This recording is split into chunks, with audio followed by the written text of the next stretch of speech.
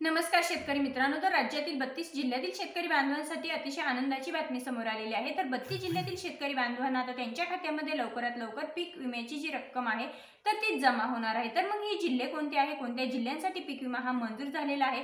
तर राज्याचे मुख्यमंत्री देवेंद्र फडणवीस यांनी पीक विमा कंपन्यांना आदेश दिलेले आहेत की लवकरात लवकर शेतकरी बांधवांच्या खात्यामध्ये पीक विम्याची रक्कम ही जमा करावी। तर मग जाणून घेऊयात की ती 32 जिल्हे कोणते आहेत की त्या 32 जिल्ह्यातील शेतकरी बांधवांच्या खात्यामध्ये लवकरात लवकर पीक विम्याची रक्कम ही जमा होणार आहे। तर मी कविता आणि स्वागत करते तुम्हा सर्वांचं आपल्या आम्ही संगमनेरकर युट्यूब चॅनलमध्ये।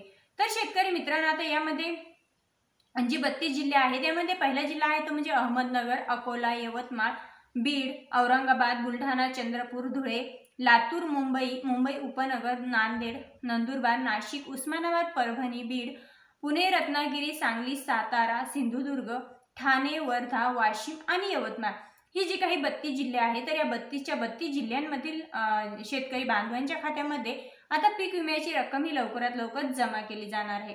तर मित्रांनो, आपण बरेच दिवसांपासून म्हणजे सर्व शेतकरी बांधव बरेच दिवसांपासून पीक विम्याची आतुरतेने वाट पाहत आहेत आणि पीक विमा असेल विधानसभा निवडणुकीची आचारसंहितेमुळे पीक विम्याची जी काही रक्कम आपल्या खात्यामध्ये जमा व्हायला हवी होती तर ती जमा झालेली नाही। तर मग आता जे काही शेतकरी बांधव यापासून वंचित राहिलेले होते तर या 32 जिल्ह्यातील सर्व शेतकरी बांधवांच्या खात्यामध्ये आता लवकरात लवकर पीक विम्याची रक्कम ही जमा केली जाईल।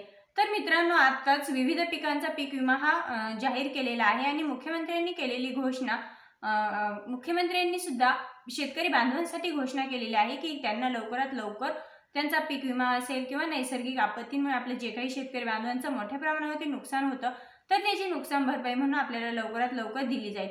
यामध्ये कापूस असेल, सोयाबीन असेल, मका असेल, मसूर असेल आणि हरभरा असेल आणि मूग ही जी काही सर्व पिके आहेत तर या सर्व पिकांसाठी हा पीक विमा मंजूर करण्यात आलेला आहे आणि हा पीक विमा हा विधानसभा आचारसंहिता लागण्यापूर्वीच याचा GR निघालेला होता। म्हणजे पीक विमा वाटप जे चालू झालेलं होतं तर ते विधानसभा निवडणुकी अगोदरच चालू झालेलं होतं। विधानसभा निवडणुकी अगोदरच त्याचा GR काढण्यात आलेला होता, परंतु विधानसभा निवडणुकीची आचारसंहिता लागल्यामुळे तो शेतकरी बांधवांच्या खात्यामध्ये जमा होऊ शकलेला नाही। परंतु मित्रांनो, आता विधानसभा निवडणूकही पार पडली, रिझल्टही लागला आणि महायुती सरकार ही मोठ्या बहुमताने निवडून आलेला आहे आणि महायुती सरकारने शेतकरी बांधवांसाठी जे काही वादे केलेले होते, महायुती सरकारने बरेच शेतकरी बांधवांसाठी घोषणा केल्या होत्या तर त्या सर्व घोषणा आता महायुती सरकारला पूर्ण करण्याची वेळ आलेली आहे आणि त्यामध्येच महत्त्वाचा म्हणजे पीक विमा सुद्धा होता।